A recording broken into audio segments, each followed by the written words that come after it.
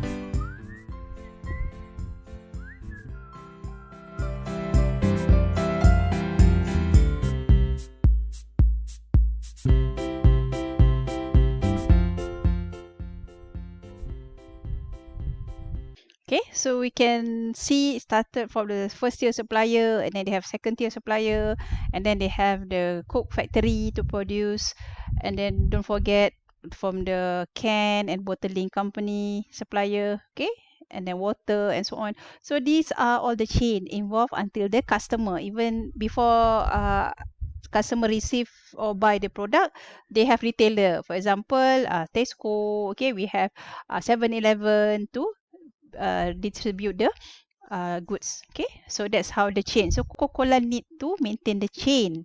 They need to make sure that all the supplier, all the retailer are in a good form, so everybody can perform well. Okay, it's important to have a strategic supply chain because it's involved with the raw material until the satisfied customer. So if the customer satisfied, then your supply chain is very effective. Okay, so supplier, manufacturer, wholesaler, retailer, and all this is considered in the chain, and lots of money involved in the supply chain. Okay, from purchasing and also from selling.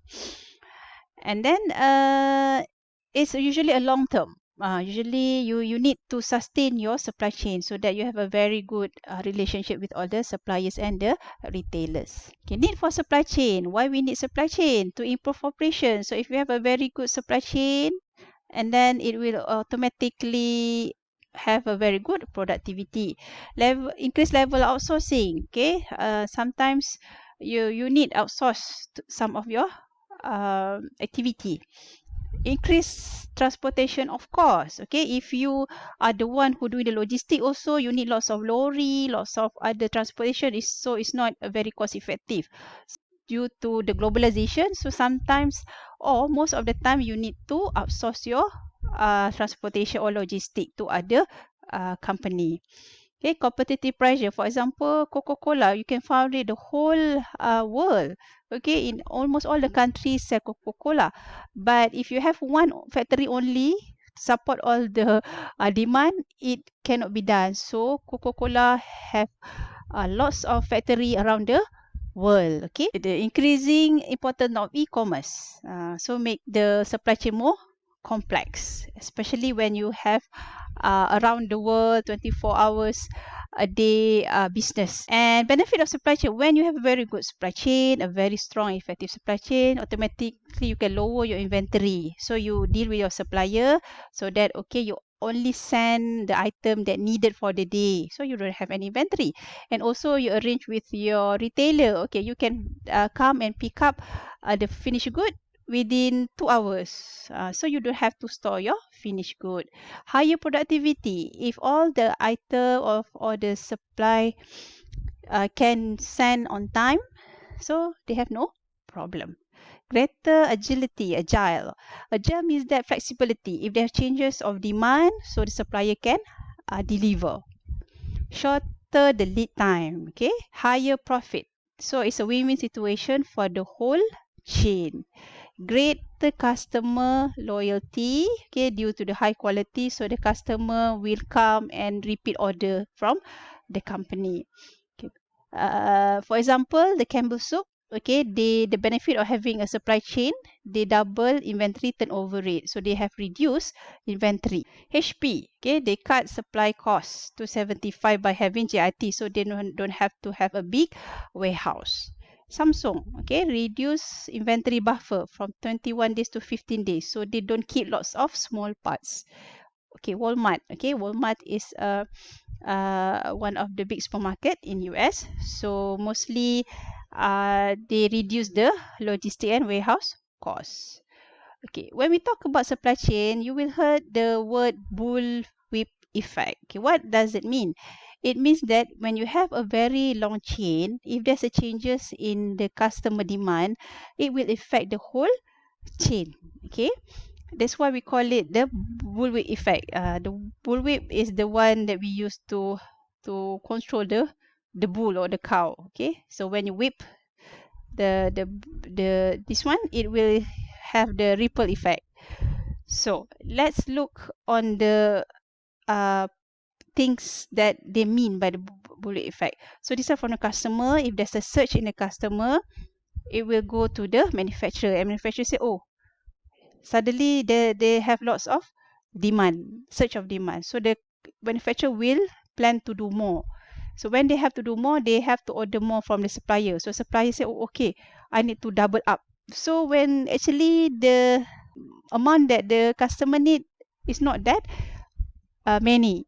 Okay, so we watch in this video, they will give an example on the bullwhip effect.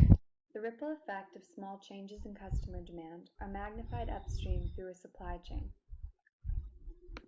all the way from the customers, to the retailer, to the distributor, to the manufacturer, so named because of the resemblance to a bullwhip, as the variability of demand increases sharply when you progress up the supply chain. For example, John has friends and family staying with him for a few months and buys more coffee than usual. Then the local supermarket sees the increase in demand for coffee and increases their order size with the wholesaler to refill buffer stock. Then the wholesaler sees the increase in order from the retailer and places a larger than normal order with the manufacturer for projected increase in demand. Then the manufacturer produces more coffee based on projected demand. The results? The manufacturer overproduces coffee, the wholesaler stockpiles extra coffee, and the local store holds extra coffee and delays their next order. No more orders today. No thanks, we don't need any more orders. Okay, so we can see the effect. So the best thing is to have a system that when they suddenly a surge of demand, they need to hold for a few, they have to really look into the surge of demand. Is it a long-term or short-term one? Okay, when we talk about a supply chain, we will talk about global nowadays. Okay, so it cross the globe and also the time zone. So it's going to be more complex. Remember, we have learned about the plan location, more than one plan in one area. So you need to make sure that all of the decision must be include all of this. Okay, we learned it. Remember about the 7 factor influence the location decision. Yes, it's related also to the supply chain. Language barrier, the culture, the currency fluctuation, transportation cost, and we will look when we look at this same as the uh, location decision factors. Okay, we have covered in the plan location. Okay, element of supply chain management. Okay, customer, usually we need to know what customer want. It's very important. Forecasting is very important. For that, we can know what are the demand that we have forecast. And then the design also, we need to match with the customer requirement. And then the processing. Then the inventory is very important for the supply chain. Purchasing, supplier, location, and also logistics. So all of these elements are needed in the supply chain management. So to have a very effective supply chain, make sure that everyone share the information along the chain, and then if there's a changes in design, changes in forecast, demand, so need to be informed so that everyone in the chain aware of these changes, and if they need to do a necessary arrangement, so they can plan how to overcome these changes. And then a supply chain should enable member, okay, from the supplier to the retailer, have inventory data. So they know. For example, the supplier know what are the manufacturer needs at the end of the month because they have the data usage at the manufacturing site. Okay, a successful supply chain must have trust among the partners, okay, from the supplier, from the manufacturer, and also from the retailer. Effective communication, very important. And supply chain must be visible, okay. The chain of command is very clear. And then event management capability. If there's a changes, all the members in the chain can sustain or support the changes. They need to monitor the supply chain. Okay, so they have performance metrics. They call it the score, in which stand for supply chain operation reference metrics. So these are the element or thing that they check on their supplier and retailer. For example, is the supplier reliable? Do they deliver on time? Maybe lately one of the supplier cannot meet the demand and they cannot send it on time. So we need to check and then talk with the supplier what are their problem. If they cannot solve the problem, then we need to change the supplier. Okay, and then flexible. If there's change in the flexible, can our supplier help us. Okay, expensive. Is there any change in the cost with the supplier? Suddenly they change the price. Okay, so all of this they need to check. And then on the utilization, how is the payment going to be done? Is it cash on delivery, or maybe you pay at the end of the month? So all of these perspective, very important one is reliable, flexibility, expenses, and also utilization. Okay, nowadays to make the more smooth and effective supply chain, they use the RFID technology. So from the supplier, they're using the RFID and then received by the manufacturer. Also, they're using RFID to control their inventory and next to the retailer. So RFID helps a lot in the controlling the inventory and the receiving, so on. Okay, so eliminate manual counting and help to track all the goods. CPFR stands for Collaborative Planning, Forecasting and Replenishment. So the whole supply chain, they share the information, share the forecast, share all the demands so that they can plan out. These are the typical supply chain issue. For example, design of the supply chain partnering. Okay, so some before we decide to have the supplier into our supply chain, we need to make sure what are the inventory policy, what are the policy involved, and also what are the history of the supplier. Do the supplier have a very good track and so on. Okay, so you need to choose a right supplier and also retailer. And then a large inventory. Okay, sometimes the supplier supply more than we need. They said they don't have any space, but actually we are incur costs in our side. So you need to make sure larger inventory. Usually the problem, long lead time. Okay, late delivery, large number of part, cost of quality. Sometimes the supplier send non up to our standard, the quality of the raw material. That will cause trouble for us. Variability. And nowadays, due to RR 4.0, okay, all the communication have that in the system, everything have been digitalized, no more paperwork, no more bookkeeping. So all the information is on the digitalized form. Okay, so RFID. So RFID is the best to keep track all the goods, raw material from the supplier until it get to the customer hand. So nowadays with the digital supply chain, everything can be planned smoothly, okay, can be controlled, and it also pose a high security also for the goods. And of course it will have faster lead time, more flexible when you have using the digitalized supply chain, and also more efficient, okay, because all the information stored in the cloud system. So that's all for supply chain. Okay, so I'll see you in the next chapter.